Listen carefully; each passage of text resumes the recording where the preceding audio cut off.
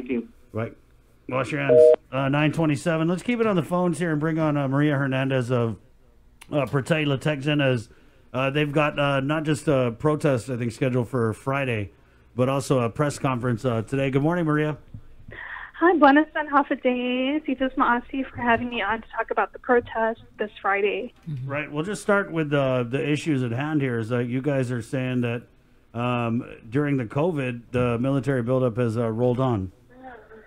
Yes, yeah, we actually, this current project, the PA memo came out. The PA memo is kind of what the military issues that outlines cultural and environmental impacts from various projects. So there was a PA memo that came out for a project at the Marine base, and that came out early this month.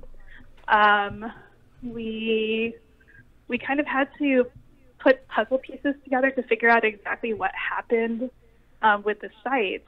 We were reading the PA memo. We were looking at articles about the public comment period, and what we were seeing was that in the memo, it wasn't entirely clear that the site was dismantled and cleared. So,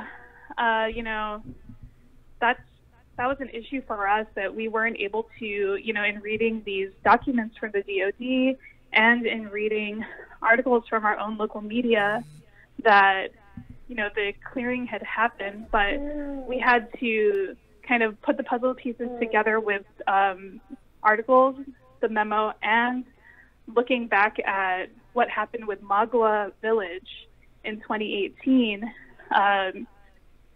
that, when the site was cleared in 2018, we were told that it was data recovered. So we had to have that understanding that data recovery had happened to come to the realization that the sites were cleared. So I think for us, like that, when we realized that 3 of these sites on NCS were eligible for the National Register of Historic Places, and they were cleared, this comment period comes after the sites were already cleared.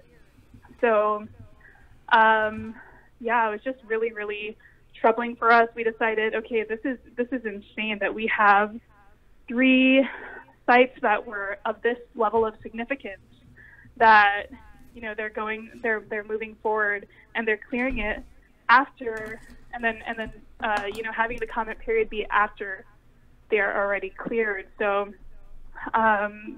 we decided, let's do a protest this Friday. Let's raise awareness about what's happening, because we really need to be sure that the community knows, because we are a group that kind of follows what's happening, and even we're confused.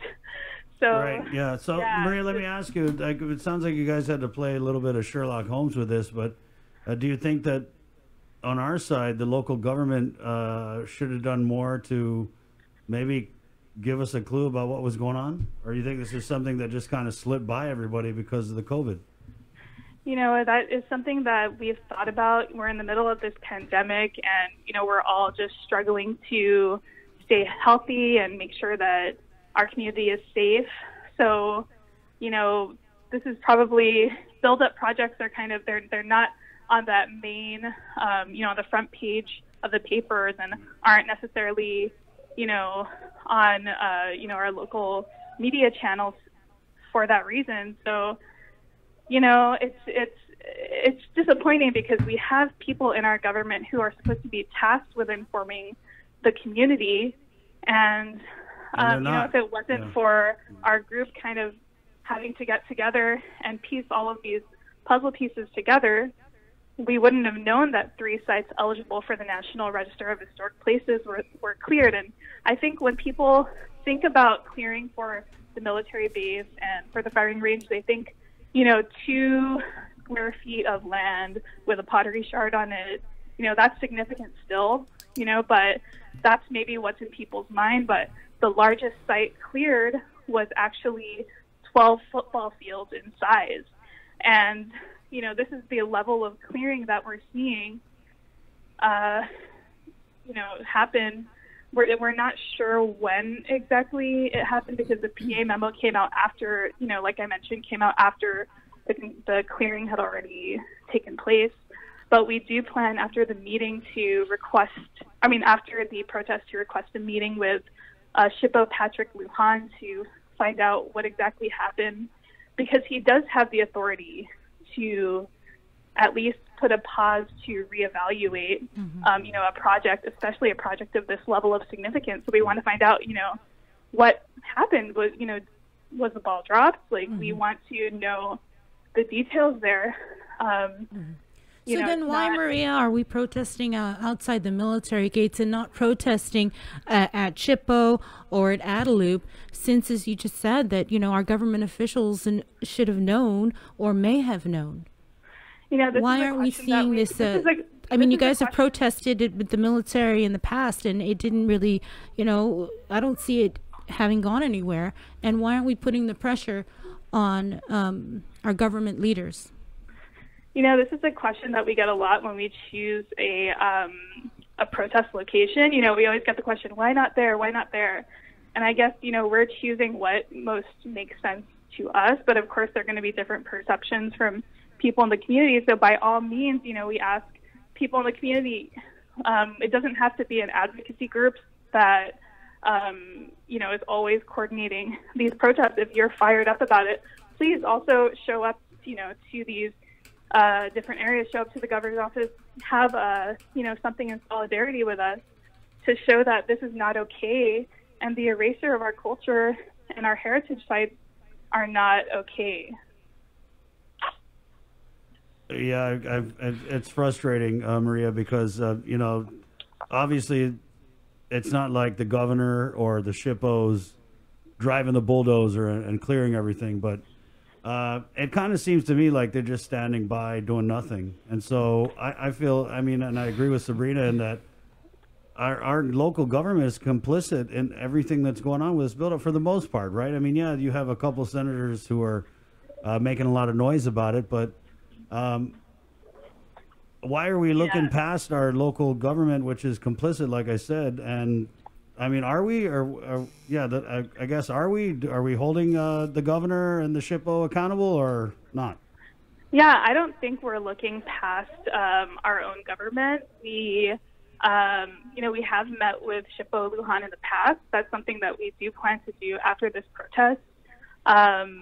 We do realize that at this point it could be because of COVID, but many of our leaders have just been silent in response to this. So I think the message that we need to put out there to the community is that as a people, we need to take back the power, because we have power as a community to affect change. We see in the States with, the Black Lives Matter protests, I think many people on Guam are seeing, wow, when these people come out and protest stateside, that we're seeing so much change happen. We're seeing so much legislation being signed, in protection of human rights.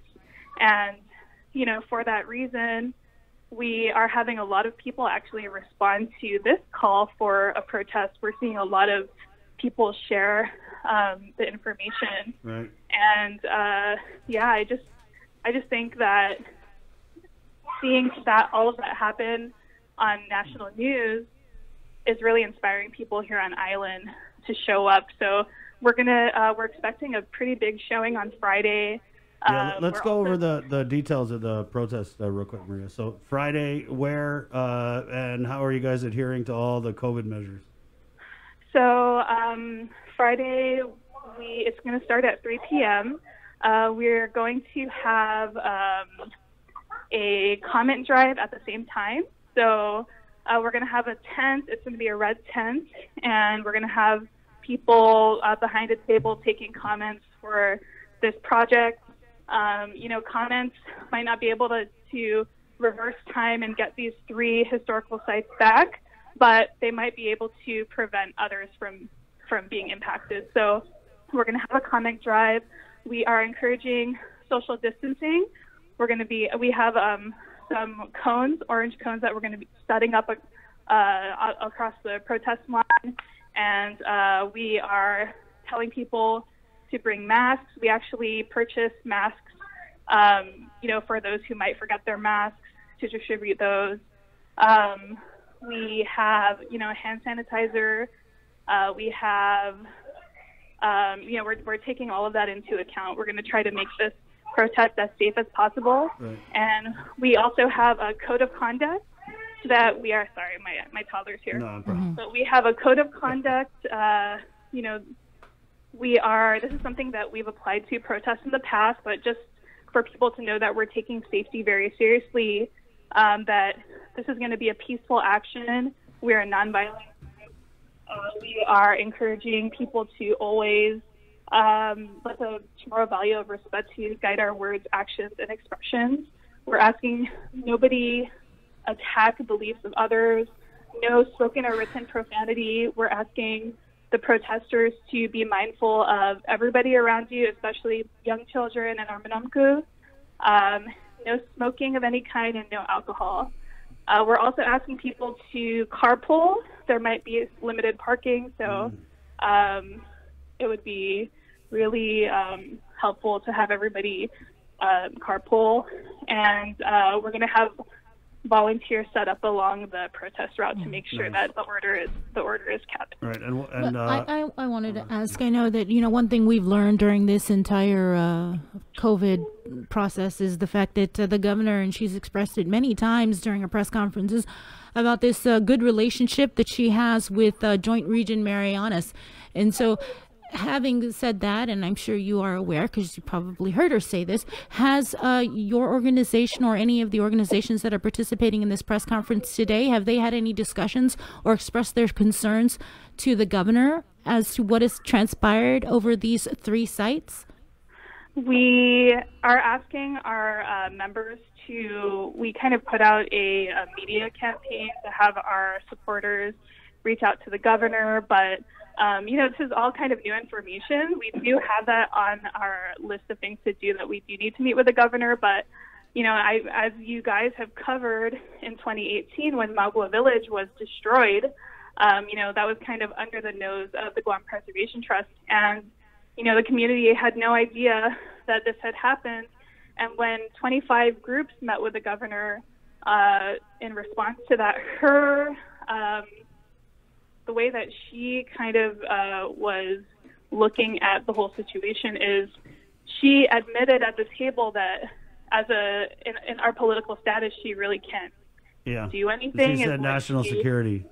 Yeah, she said, this is national security. And, I just think that our island has sacrificed so much. We're a 212 square mile island, and this is a massive Marine base, another military base on our small island, and the Marianas is being turned into the largest military industrial complex in the world. And that's not a legacy that we want to have for our future and for our children, So the governor tells you guys this during that meeting, and then that's it. Then that you said 2018, that was 2 years ago. Sounds like you guys are kind of done with the governor. We did request a follow-up meeting, but she did not respond to us. Yeah. So, I'm very disappointed that our leaders are silent at this time. I know that, COVID is definitely a priority at this time, but we can't just lie down and let our sites and our history and our identity. I mean, all of these are tied to our identity, and we've been colonized for 300 years, and we have lost so much information about our past. So these sites could hold keys to learn more, and our identity really is being, our identity is tied to these sites. And so when they go and they move forward with clearing them without consulting the community, it's as if they're telling us that we don't matter. And, if we had that opportunity to comment ahead of time, we might have been able to provide information, get involved, provide comments and critique that could have made project changes to preserve the site. So that's what we have lost out on, having this comment period be after these sites are already cleared. So again, members of the community, we ask you all to come out. We need to speak out as a community because our leaders are not, they're not advocating for our cultural heritage. So there's a press conference, Maria. I know we're going to be covering it. It's it's going to be on Zoom too, right? 11 a.m. Yeah, it's going to be on Zoom, and we are also working on having it streamed live on Facebook. Right. Okay. So we just wanted to bring you on, and then maybe a little closer to the protest, we'll get you back on to do a little catch up. So thank you for the call, Maria. Thanks, Maria. Thank you, guys. Have a great day. Wash your hands. Bye. Okay. Yeah, Bree. I agree with you. I think that we need to hold the military accountable. There's no doubt about that. But when our own elected leaders are, I mean, they might not be in the bulldozer driving over the ancient villages, but they're giving the military the keys. I think we got to hold them accountable as well. I mean, I don't, and I know she said that we're not looking past